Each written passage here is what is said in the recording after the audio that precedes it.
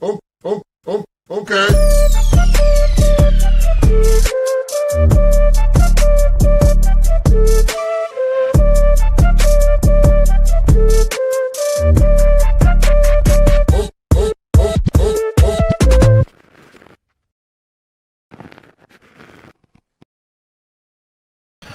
Well, good afternoon, everybody, and welcome to the Daily Herold here on Badlands Media. I'm your host, John Herold. I hope you're all having just a wonderful Thursday during this awful, terrible, no good government shutdown.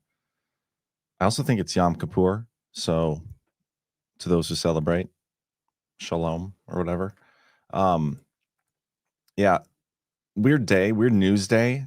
Like there isn't that much exciting stuff to talk about. I mean, there's plenty we'll talk about. It's just not all that much. It feels. Hopefully we'll get to an hour. We'll see what happens. But yeah, before we get into any of that, let's get a quick word from our sponsors of today's show. We'll talk a little bit about some shutdown stuff. There's a couple things I want to go through from last night's Power Hour a little bit more in detail. And some of it's kind of like I haven't really looked into it all that much, and I kind of want to do it live, but I think it's still going to be interesting. So,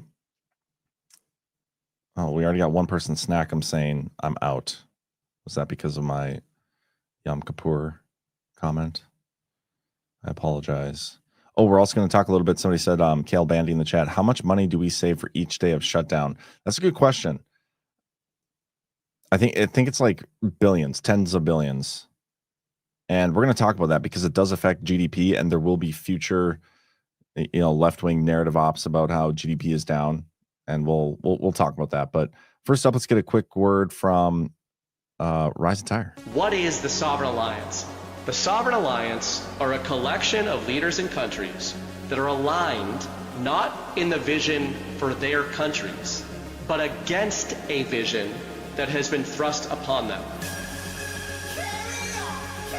I believe that the Sovereign Alliance is less a battle for something and more a battle against something. They are against globalism, collectivism. They are against the rules-based international order. Sovereign Alliance, the latest addition to Badlands Rise merch, available now at badlandsmedia.tv/rise. Pretty awesome commercial. The only thing I don't like is it kind of makes Burning Bright sound badass there, and I don't think that's appropriate. I don't think that's ever appropriate. But anyway, we'll continue. We got one more sponsor here. Get your gear, guys. badlandsmedia.tv/rise. It's an awesome design, awesome people over there at Rise Attire. And you can support us very easily by doing that. But this next product is really cool too, because this entire week since I've gotten this product, I think I got it Friday. Yeah, Friday afternoon. I haven't drinking any coffee since Friday. I've only been drinking this stuff. And you'll see, and then we'll talk. You could make the argument that the more pharmaceuticals we have, the sicker we get. The more statins prescribed, the more heart disease there is, the more metformin taken, the more diabetes. And trust me, the more Ozempic we take, the more obese we'll get. That's because you cannot medicate a lifestyle disease. But 20 years ago, a study was done on a breakthrough, natural alternative that naturally helps the body shed excess fat. It naturally helps improve metabolic health. There are no drugs in it. It's Big Pharma's worst nightmare, and it's guaranteed to solve the problem. Head to badlandshealth.com to get started. Badlandshealth.com. Okay, so the product that I've been taking, I just want to show you this. If you go to, click buy now or whatever. I mean, there's information on the website here where you can like listen to what they're talking about. But the product itself is this Unimate. It's like a yerba. I mean, I don't want to say this wrong. It's a yerba mate drink, and that's like some kind of tea or something. There's some sort of caffeine in there or something. But this is all I've been drinking since last Friday.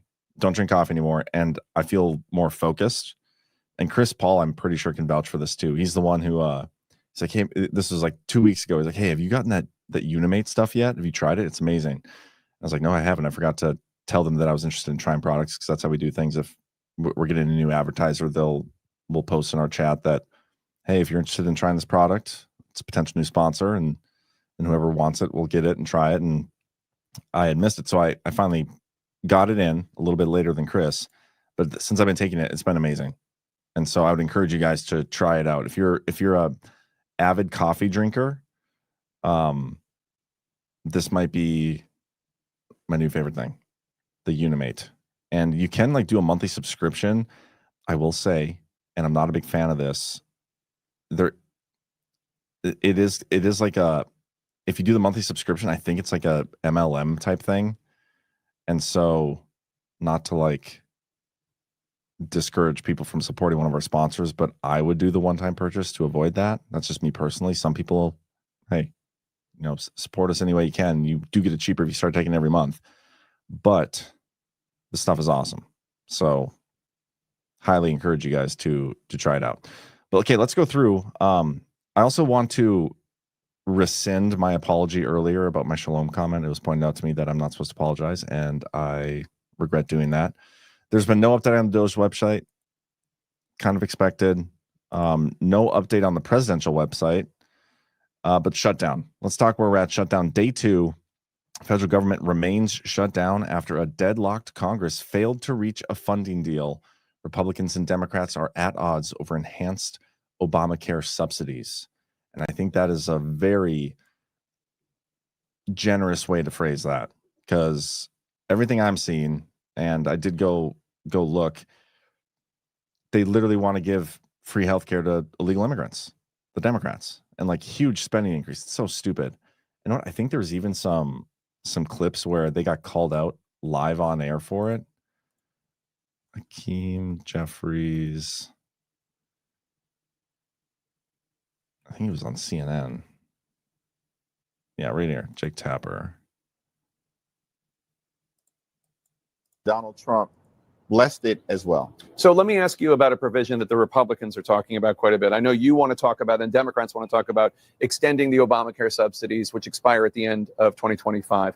But they talk about the provisions, and it's right here, subtitle E, and this has to do with the repeal of healthcare subtitle changes, and specifically what it is. How they characterize it is, you want to give health insurance to undocumented immigrants. I understand that's not really an accurate depiction, but what it does do is... It's a lie.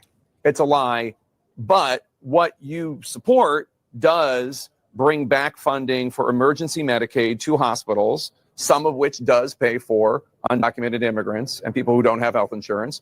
And also there is this provision, and it's not about undocumented immigrants, it's about people with asylum seekers and people with temporary protected status, et cetera, but about their ability to get Medicaid. So they're non-citizens, they're not undocumented, they're not illegal. Why even include that in a bill, knowing that they're going to seize right upon that and use that to message? I understand that. So it is a lie, even though like on air, he's like, so it's a lie. And Tapper's like, well, yeah, it's a lie, but it also does say the thing that we're saying is a lie. So I thought that was funny. A couple comments in the chat.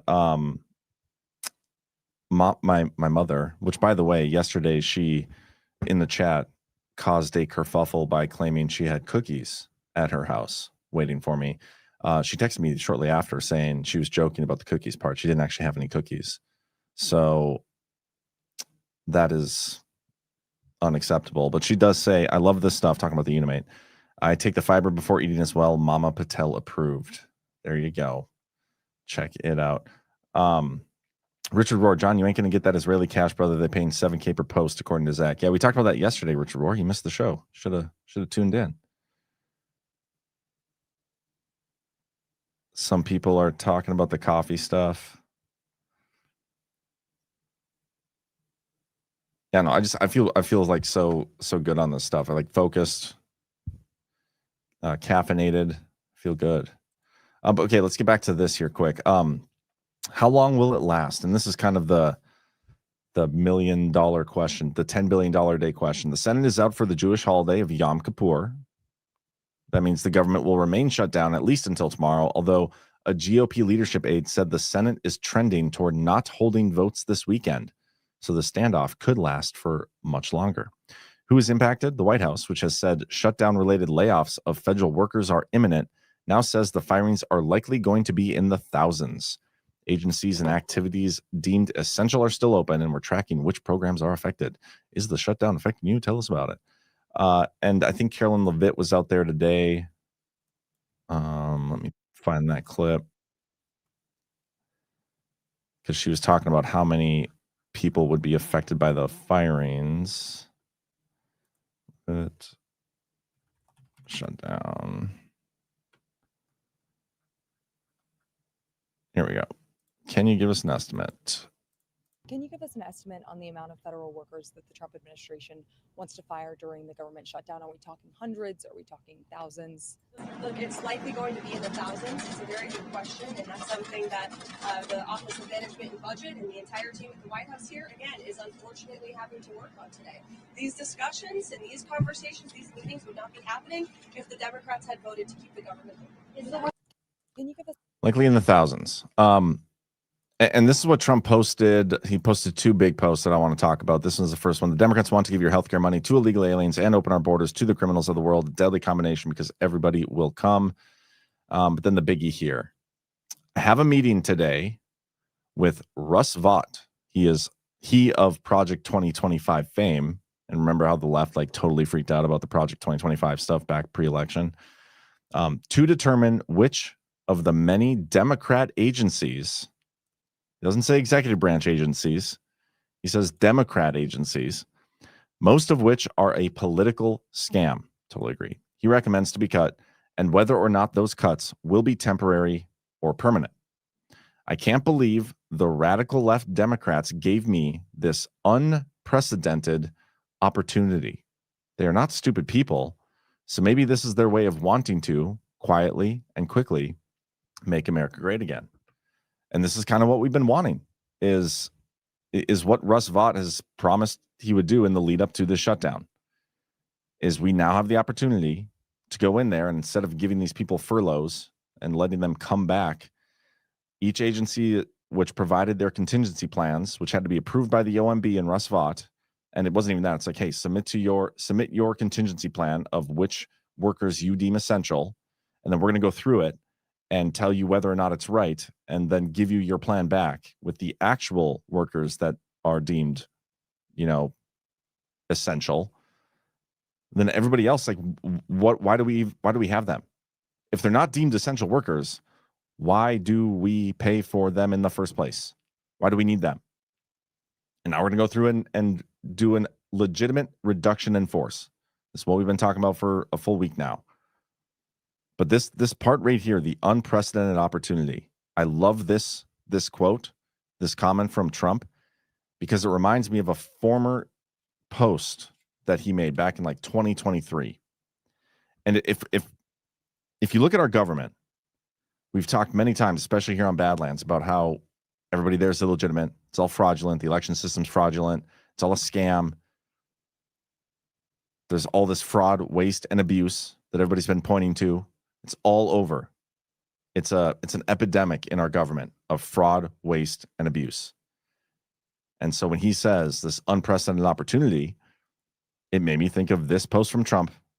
Sorry, it was December of 2022. Unprecedented fraud requires unprecedented cure. Now, the context of him posting this back then had to do with the election, the 2020 election.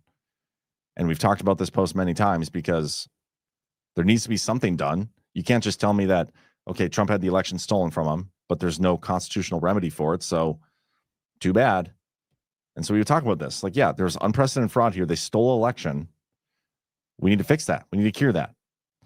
But if you look at this, and I hate to even say this word, but bicamerally, and look at this using it multiple different ways, if we acknowledge the fraud, waste, and abuse all up and down our government as a whole, you could say it's unprecedented. It's never been this bad before. And therefore, it requires some sort of unprecedented cure. And right now, we might have that opportunity to fix some of it. And whatever they do, with, during the shutdown, it's probably going to be a partial rug. Like I want them to go balls deep on this. Like I want them to clean house. You guys know my stance on this. I think we require a very bare bones government to begin with. It is so bloated. What the Constitution intended the federal government to be for us is not the government we have right now. It can be completely stripped away. There's so much we don't actually need from our government, and it can all be done at the state level or the county level or the city level, maybe even down to the precinct. I don't know. It's completely ass backwards right now. But I don't expect them to fix it all during the shutdown. I don't. But anything is better than nothing. And so I am excited to see. They're meeting today. I'm assuming when Trump comes out of this meeting, doesn't say what time. I'm curious to see what he posts. And then I'm curious to see what Russ Vought does. Is it going to be billions? Is it going to be trillions? Is he going to get rid of a whole bunch of the pork from HR1 that was in there? I don't know, but I'm excited to see. I am excited to see. We do have a couple other posts here. I want to play this clip. Well, first of all, this is from Carolyn Levitt. The Democrat shutdown is very unpopular. This is from a New York Times poll, and take it for what it's worth. Polls are fake. But views on whether the Democrats should or should not shut down the government if their demands are not met. Overall, 65% said they should not. And I think a lot of this is because of lack of education. Like if people actually realize that government shutdowns don't really affect their life, they probably wouldn't give a shit. But instead, they've been conditioned that when the mainstream media tells them, oh my gosh, this government shutdown is going to affect so many people, it's going to be so terrible for everybody, they believe it. So 65% of the people don't want them to shut down the government. 47% of them, or 43% of them, are, man, look at these numbers. Republicans, 92% of Republicans didn't want the Democrats shut it down. It's just weird. The party breakdown here is interesting. Anyway, probably fake numbers anyway. This is what Besson said this morning on Squawk Box, CNBC. Joe, what they are asking for, they're asking for 1.5 trillion increase in spending. And let's just go back. That would be almost as big as the ill-fated IRA, which caused the worst inflation in half a century. So they want to put this inflationary impulse into President Trump's already strong economy. The economy is growing at 3.8%. We don't need 1.5 trillion pumped in. The Democrats seem to love inflation. Joe, what they are asking. 12 Indie Boy Ty in the chat made a comment here.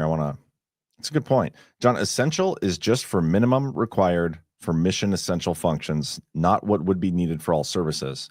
And that's kind of my point. If you actually look at what our government does, how many of those services do we actually need? And do we actually only need the minimum requirements to perform the mission essential functions? And that's my argument. That's what I think we only need. The rest of it is what I would say is bloated. Guys in the chat are on fire today. It's a polycameral, bicameral subject, John. New case. Let's see what else. There's another comment in here I wanted to. Misrise Attire. It does have to be shut down for more than 60 days for him to be able to do it, though, right? And this is, I tried looking this up and I'm not 100% sure. I don't know where that started. I think it's because federal government employees, they require a 60-day notice of termination. But during the shutdown now, like, can we, okay, right now the government shutdown, these are all the positions that are on furlough. If we give them notice now, does that notice get taken away when the government comes back up? Like if we say, hey, we're going to actually fire you. So even if the government comes back on tomorrow, they plug it back in tomorrow, that notice still stands. I don't think the notice goes away. So that's one thing. But two, I'm pretty sure at the beginning of Trump's term, they were firing a lot of people. They fired numerous people. And I don't know if they gave him 60-day notice. Maybe that was more so for with cause or something. I don't know the specifics. Ricky Irish John, the government is bloated. Is this bloated due to lack of education too? Yeah.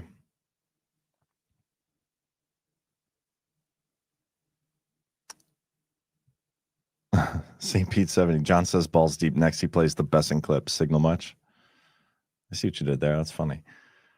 Speaking of Besson, he had another comment. Let me find it. Here we go.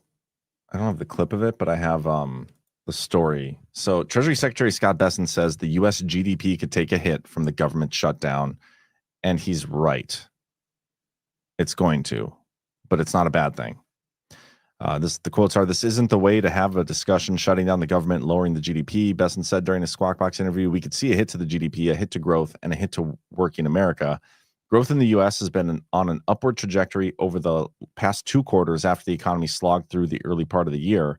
Gross domestic product rose at a 3.8% annualized pace in the second quarter, and according to the Atlanta Federal Reserve, is on track to grow at the same rate for the recently completed third quarter." Now, the part of this that you guys need to keep in mind is how they actually calculate GDP. And I think they need to fix this equation, but it's GDP equals consumption plus government spending, and that's the big one, plus investment plus net exports. Government spending is naturally going to be down during a government shutdown because they're not spending discretionary funds. I think I saw somewhere when I was looking into this, it's like every week could equate to anywhere from like 0.01 to 0.02% in terms of GDP. But it's not a signal of weakness in terms of our actual growth. It's just our government is spending less. And how our government spending even became a part of the GDP equation in the first place, and like something we look at, like, oh, our government's spending a whole bunch of money. That's great news for the economy. I think that's stupid. But also at the beginning of the year, like these last 2 quarters, Trump has been getting rid of illegal immigrants. He's been cracking down on that. He's completely shut down the border. They've been tackling a lot of the root cause issues. And I think this is something I talked about yesterday. Typically in the past, for political reasons, people would only ever try to address the symptoms. They would never actually go after the underlying causes of those symptoms. And so when we see GDP and the numbers and the growth lately, while he's going after illegal immigrants and getting rid of that part of the labor market and the consumption market and like all these other things, I don't necessarily think it's a bad thing. So just stay tuned. They're going to run with that, like, oh, GDP is down because of the shutdown. It's Trump's fault. All these things. It's really not a real thing. It's not a signal for weakness. Okay, but this is the thing I want to talk about from last night. If you guys watched The Power, it was a pretty good discussion. We talked about all sorts of different things, but one of the things that while we were discussing irregular warfare and the Israel paying people $7,000 per post, and something I talked about on this show yesterday, how if you acknowledge that we're in some form of information warfare, then the people getting paid by a foreign country would be enemy combatants. I was digging into some of the Department of Defense, and that's what they're still called. I know it's Department of War. You don't have to tell me that. But on their website, it's still DOD. And even on here, it's still DOD. I am not responsible for changing that. But while I was digging into some of the instructions they've recently put out, I came across this one dated September 29th. And I thought it was so timely because it's the irregular warfare instruction. This issuance reissues the subject DOD directive, DODD, as a DOD instruction. So there's 2 types of memos. There's directives and then there's instructions. And my understanding of it is the instructions more so like outline the implementation of what the directives say. And so in accordance with the authority in DOD 511.01, which I think that's this one. Scroll back up here. It's talking about the Undersecretary of Defense for Policy, which, if you remember from my series, is a pretty key position. That was Anthony Tata that was put in there at the end of Trump's term after the stolen election. This guy's in charge of overseeing the continuity of government and continuity of operations. Anyway, so it assigns responsibility for conducting irregular warfare across the spectrum of competition. This is all very, very interesting and very relevant. And the fact that this got issued just like 2 days ago, 3 days ago, I think is notable. But the big thing I want to read, it doesn't get into too much detail. It talks kind of broadly about irregular warfare, and then it goes through listing all the responsibilities for all the different roles, and then the definitions and whatnot. But there are a couple things that I think is notable. Okay, and we're going to read through those. Regular warfare is a form of warfare where states and non-state actors campaign to assure or coerce states or other groups through indirect, non-attributable, or asymmetric activities. It's a battle for the narrative. It's what we've been talking about. That's what we see unfolding on Twitter all the time. Irregular warfare is the new, constant, subtle state of warfare that is never going to go away, especially in the day and age of social media, and where you can have information and be connected to anybody anywhere in the world, like on a moment's notice. Irregular warfare isn't going anywhere. But it does talk about like from a DOD or Department of War perspective, what they actually do. DOD, irregular warfare operations. Actually, let me go up one further. The DOD can conduct irregular warfare using space and cyber capabilities as part of an integrated campaigning. The operations and key enablers can include, but are not limited to, unconventional warfare. And that's warfare below the threshold of armed conflict. So pretty much anything not your traditional overt shooting warfare. Foreign internal defense. And in the context of the DoD, that's like them helping another country defend itself. And so keep that in mind. The way they're describing this, they're talking about the DoD, which typically has an outward-facing mission and focus, right? They're defending the homeland, and some of that means they go and help their allies and stuff in other countries. This isn't necessarily, and I want to be careful how I say this, because the context in which they're describing this is not supposed to be done against American citizens. But I think it is. I think it's constantly being done against American citizens. Anyway, foreign internal defense, counterterrorism. That's a big one, especially in light of the domestic terrorism NSPM that Trump just issued, which this came out like a week later, or a couple days later, a week later. Counterinsurgency. You could say what happened in 2020 here in the United States was an insurgency. Stabilization activities. Remember that quote that Trump said with the Cyborg clip? Take a listen to this one more time. Don't forget, this persecution is being done by the same weaponized agencies that for 7 years have been running illegal psychological warfare campaigns against the American people, much as if they were trying to destabilize a foreign country. From the Russia. Much as if they were trying to destabilize a foreign country. Trump in that clip from 2023 is acknowledging that the intel community here in the United States was attempting to destabilize our own country using illegal psychological warfare operations, which right here, this MISO, military information support operations, that's just a new name for PSYOPs, psychological warfare, PSYOPs, psychological operations. I wish they'd change this definition back, or this term. But yeah, military information support operations is just another way to say PSYOP. And Trump right there is saying our own intelligence community destabilized us. And here, irregular warfare talks about stabilization activities. I think that is interesting. The DoD support to counter threat finance and counter transnational organized crime efforts. I think that's notable too, especially the finance and the transnational criminal organizations, which I've written about extensively in my series. And then civil affairs operations and right here, civil military operations. So aspects of security cooperation and security force assistance programs outlined in paragraph 2.16C of this issuance, civil, and what I'm describing here is the portions that like they can support irregular warfare. So they can actually like work with public entities like social media companies to conduct PSYOPs and irregular warfare.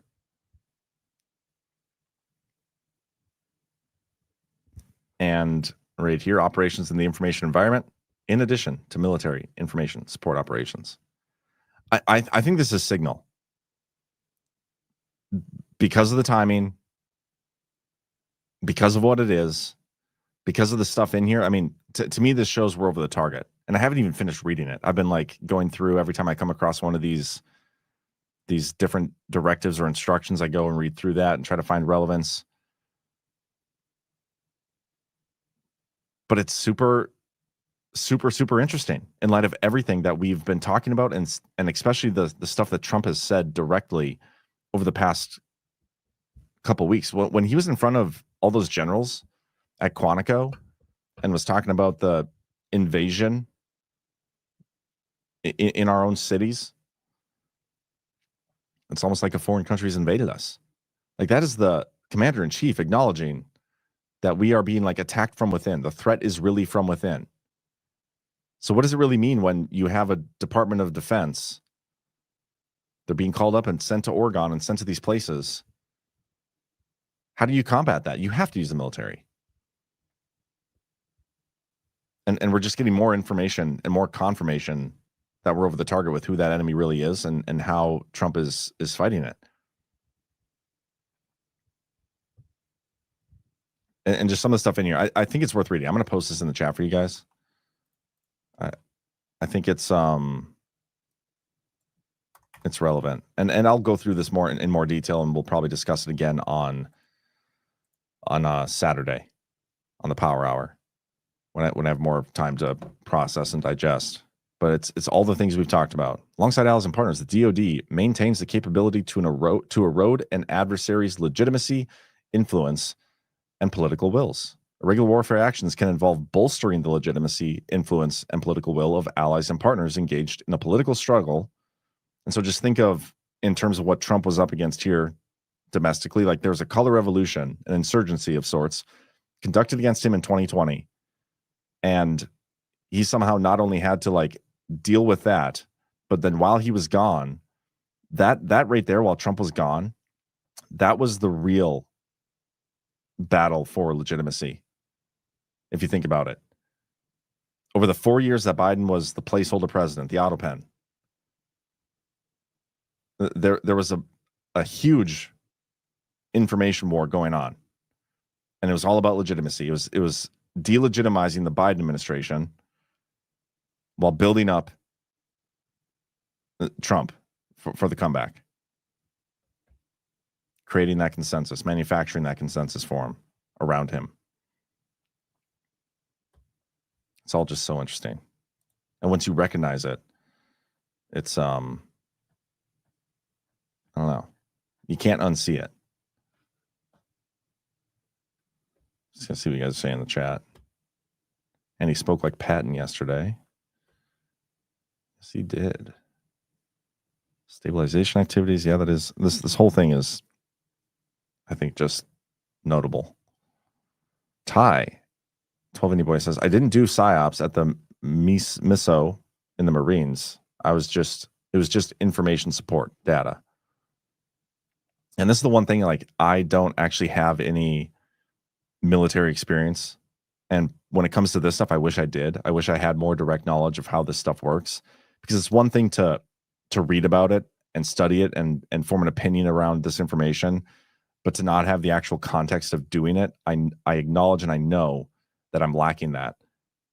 And I wish I had even more connections. But the people that I have talked to that do have that context and that experience, they've been very supportive, and like, they haven't told me I'm not over the target, or I'm not they haven't told me I'm like misrepresenting the way I'm looking into these things. Joe Gilmore, we're saving Tim Pool for last. Q. That's funny. Phil Scarborough, using the Smith-Mundt Act to our advantage now. Yeah, that is one thing I was, the Smith-Mundt Act, or the Smith-Mundt Modernization Act, was issued, I think, in 2012, right? The original directive for, where's it at? That's not the right one. This one. The original directive for regular warfare was put out in 2014. And then, interestingly enough, there was actually a change at the very beginning of Trump's first term, May of 2017. And the change was, I think it's listed in here. I think it just talks about like administrative stuff. Summary of change 1. This is the changes to this issuance are administrative and update references for accuracy. Here we go. There it is again. It's all the initial stuff. It's so interesting. So I'm going to go through this, compare it, and we might talk about it again on Saturday's Power Hour. But thank you for allowing me to nerd out for a little bit.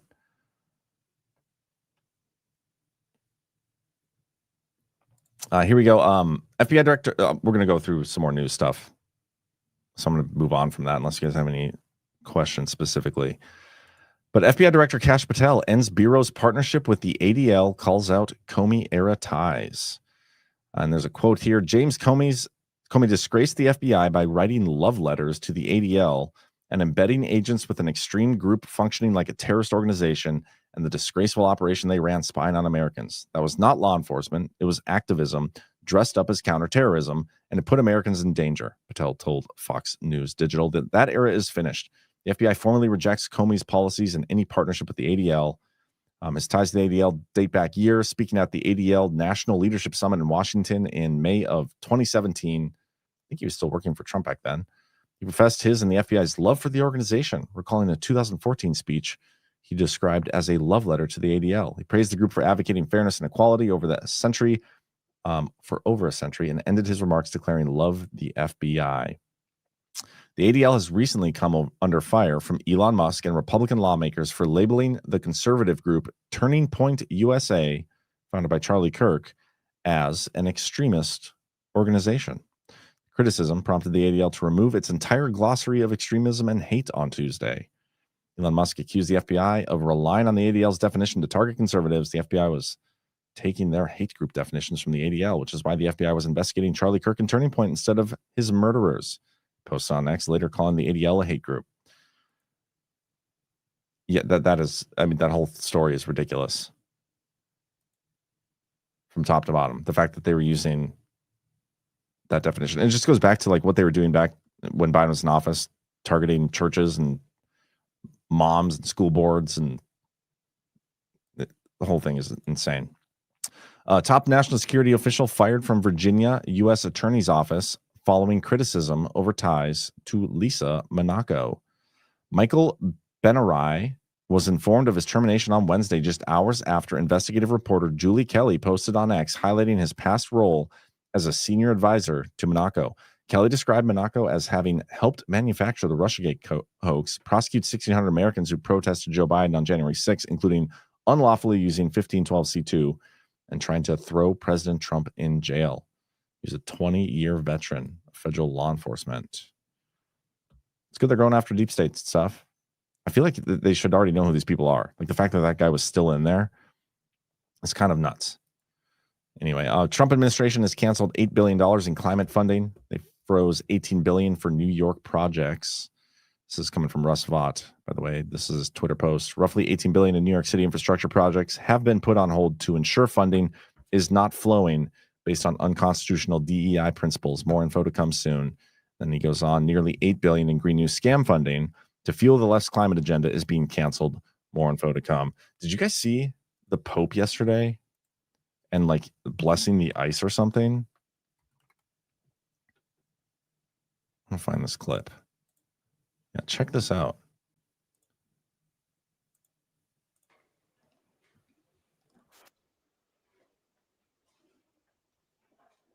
If you're just listening, not watching, he's blessing ice. I'll just read the caption here. Pope Leo blesses ice at a Raising Hope for Climate Justice International Conference. Climate change conference.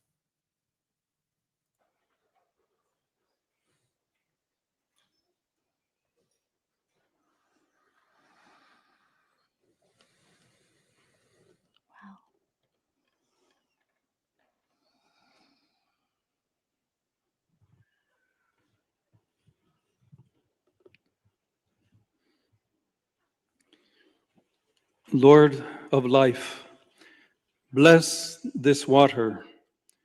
May it awaken our hearts, cleanse our indifference, soothe our grief, and renew our hope. through Christ our Lord. So my first question is, why is the Pope at like a climate justice conference in the first place? Like, I don't get it. And then second, like, okay, so you're going to bless this ice cube. What do they do with ice afterwards? They can just put it in the freezer? They can put it in the ocean? Just let it melt away and like go throw it in the lawn out front? Like, technically, is this now holy water? I just have so many questions about this. But I don't get why he's there in the first place. But I will say this is like the first time I think that I can think of anyway, since this Pope has been chosen, that I've seen like anything I would consider to be like a negative story about him. You know what I mean? Like the last Pope, you would get there's many opportunities for criticism. There's been fewer opportunities for criticism here. So anyway, let's keep going. Where am I at? Oh, here we go. Walmart is going to remove synthetic dyes and 30 additional ingredients from private brand foods.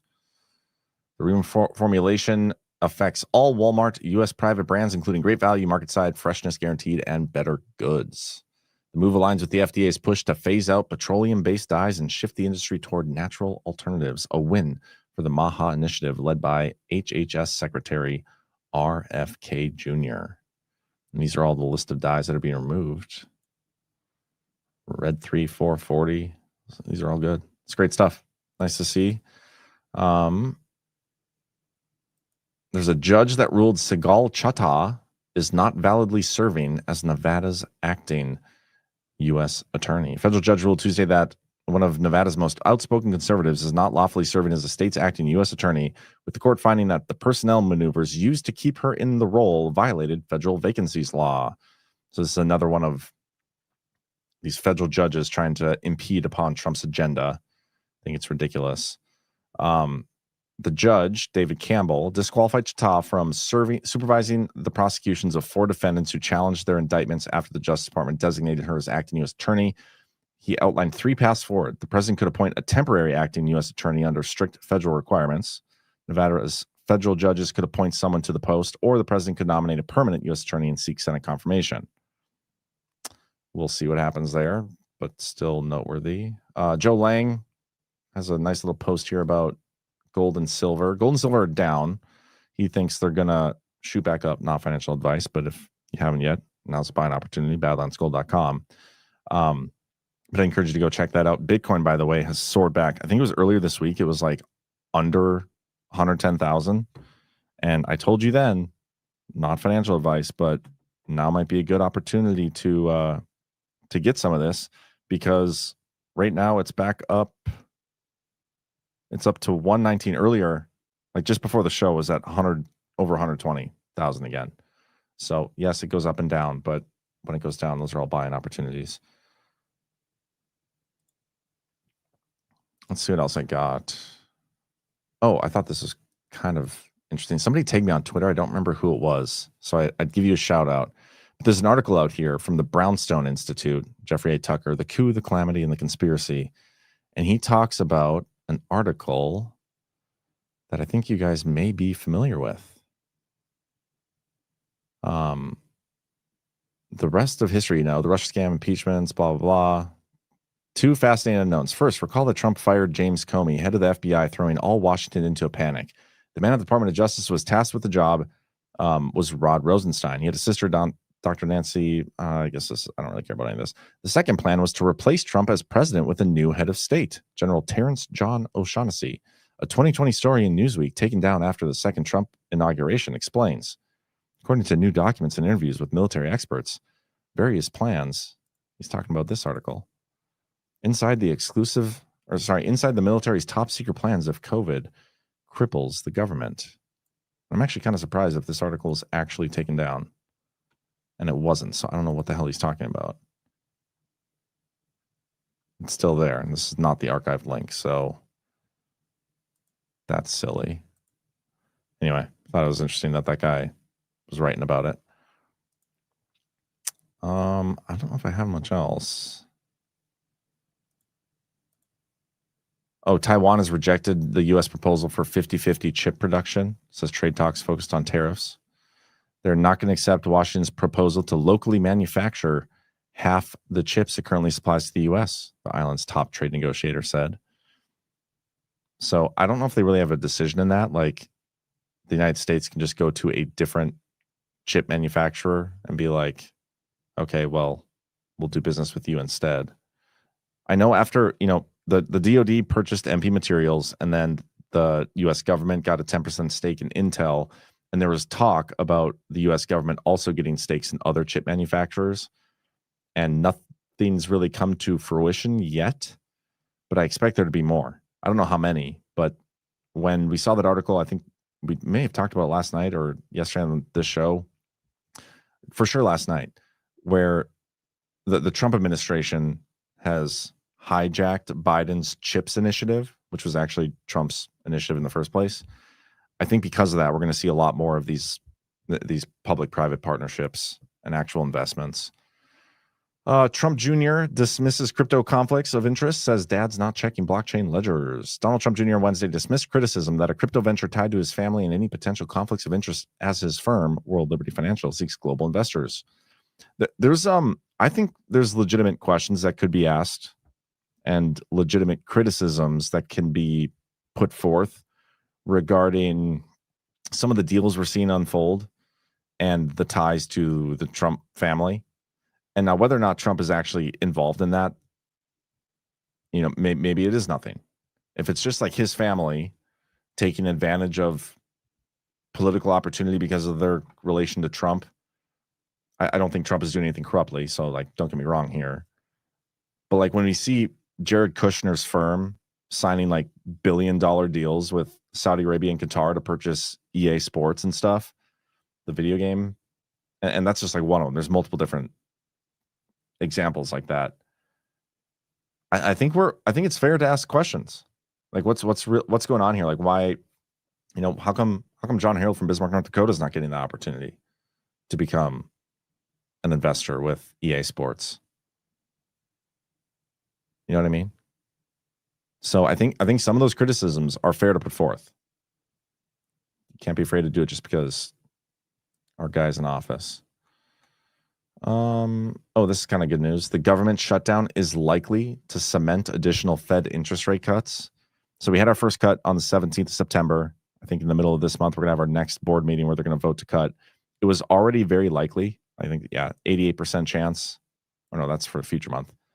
The markets have already priced in another cut here in October. 100% is where they're at right now. And then another chance in December at 88%.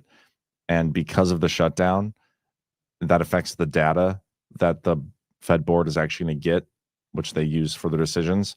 And so they're saying that, it's even though it's already a probability, it's now most definitely. But all right, I think that's all the stories I got. So let me just double check, quick scroll through, see if there's any breaking news. Not really. All right. You guys in the chat have anything to say? Anything cool to say?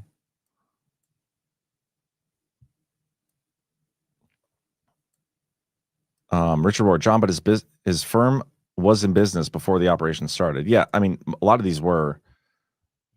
But would Kushner have gotten this EA deal had Trump not won the presidency?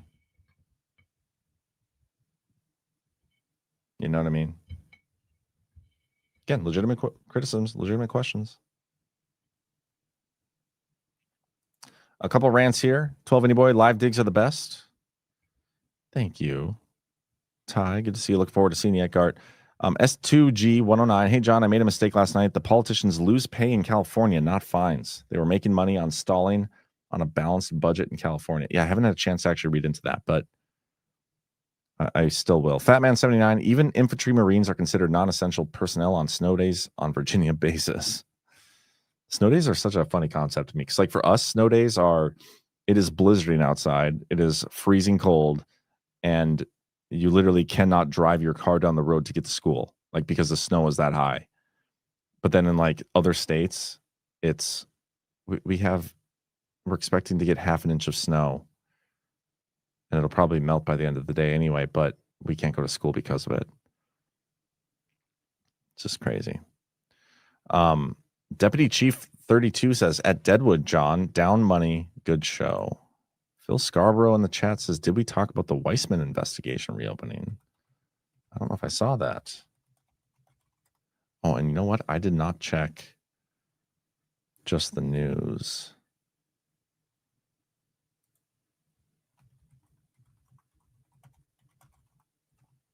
It's a whole process. Let me look at two things here quick.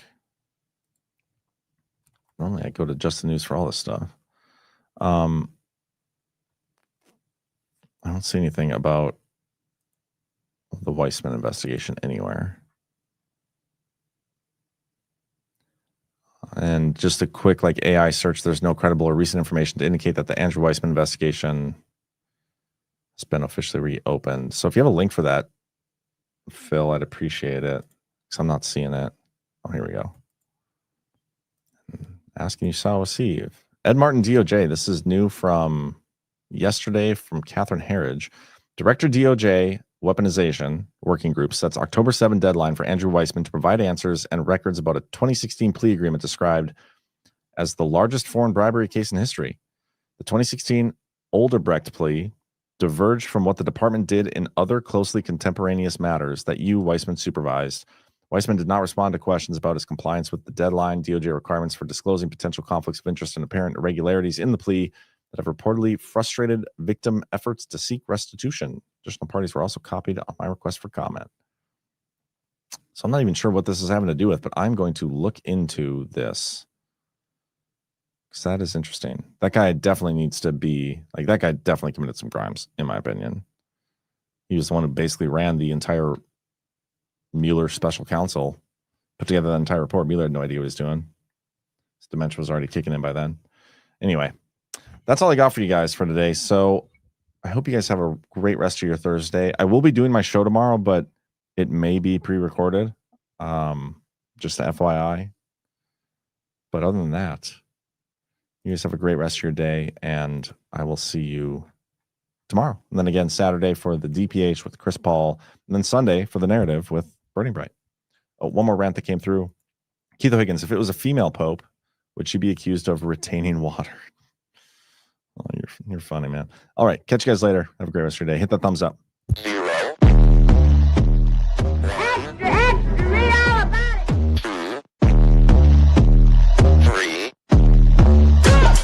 Let's get started.